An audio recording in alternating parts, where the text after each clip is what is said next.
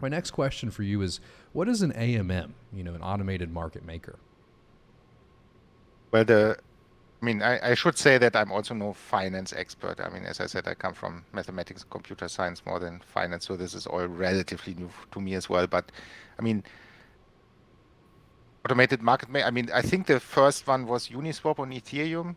The idea is that you basically have these liquidity. I mean, in order to do trades, it's not enough to have people that want to do trades. You also need so-called liquidity. So somebody that puts a lot of assets or makes them available to facilitate these trades. And then, of course, you have the question of price discovery. I mean, at what exchange rate basically can people do swaps from one token to another? And these automated market makers, I mean, the idea is that automatically somehow the price is discovered. And Uniswap, I think it's a beautiful and a simple idea. They use this so-called constant product formula. So somebody sets up a liquidity pool in Uniswap version 2, which is just basically a smart contract where it puts two tokens A and B in. And the idea of this automatic price discovery is then that the product of the amount should be constant. So, for example, if you put 1,000 A's and 1,000 B's in, then the product 1,000 times 1,000 is 1 million. And now the idea is you simply keep this constant. So if somebody takes 100 A out, then it would only be, I can't do that in my head. So let's say it takes 500 out. So then this one amount drops to 500. So the product is now only 500 times 1,000, 500,000. So to bring it back to a million, he would need to put 1,000 of the other token in, make that 2,000, because then you have again 500 times 2,000 is 1 million as before. So you take out something, then you must put in on the other side, and how much you must put in is determined by this constant product formula. That has this nice effect that it behaves like one would expect it to behave. So the more the one token is in demand, basically the more you must put in of the other token. So this effect that supply and demand determine the price, that's nicely reflected by this formula. So the rarer the one token gets, the more expensive it basically gets, the more you have to put in the other side. So that was this first quite elegant idea that Uniswap, I think, invented, or at least Uniswap were the first that were very successful with it. And so that's like the grandfather of automated market makers.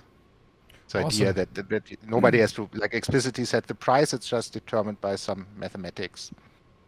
Okay. Yeah, that actually does make sense to me. So, in Uniswap, you have the two liquidity pools that allows people, to trade two tokens back and forth. And, Mhm, you know, that really is the AMM. It's the ability mhm, for the price to be determined relative to those two liquidity pools moving up and down based on, supply of both assets and the demand. mhm, mhm. Interesting. Exactly. I appreciate that. To take that a step further, what is a yield optimizer? I mean, basically you have like two types of participants. I mean, obviously one can be both, but I mean, you have the market takers and the market makers. So the ones are like average or normal users that just want to swap tokens. So they just want to use this ability of the DEX, of the decentralized exchange, just use it to change one token for another. And then on the other side, you have these liquidity providers, the market makers, that are not interested so much in swapping. They're interested in making money by other people swapping. So they provide their liquidity, they provide the tokens, them in these liquidity pools, so that users can use them. But for that, they get a fee. So their angle is basically it's like an investment. They want to earn yield, so-called yield. And but of course, they have choices. I mean, for example, which two tokens do they provide? In which ratio do they provide them? So at what price should they provide them?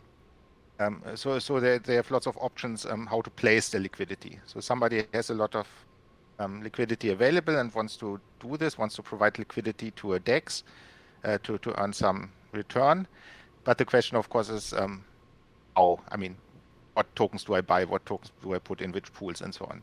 And that's where yield optimization comes in. So you try to optimize the yield. How do you place your assets optimally so that you get the highest amount of fees.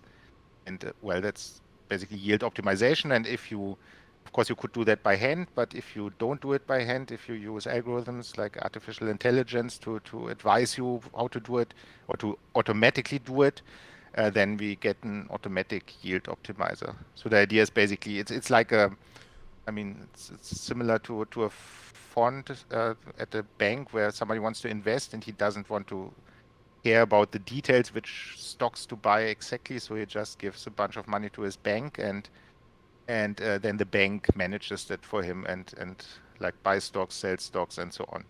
That's similar. I mean, in that sense, a bank is like a traditional yield optimizer that try to, like an investment fund. So they try to optimize the yield for you. And this now, if you take that to a DEX, somehow automatically determine a nice or a good or promising strategy for investors, how to place the liquidity and then move it around if prices change, if demand changes, and so on.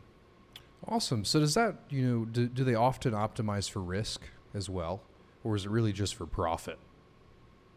I mean, as I said, I'm not a finance expert, but my understanding is that, I mean, also in traditional investment funds, you always can, if you do that, you can always like specify the risk level you're comfortable with. So you can say, okay, I want like more conservative, I mean, low risk, or I'm willing to accept high risk if I get high returns, and that will be similar with us as well. So we will probably have different strategies with different risk levels associated, and you can basically pick what you're comfortable with. Okay, awesome.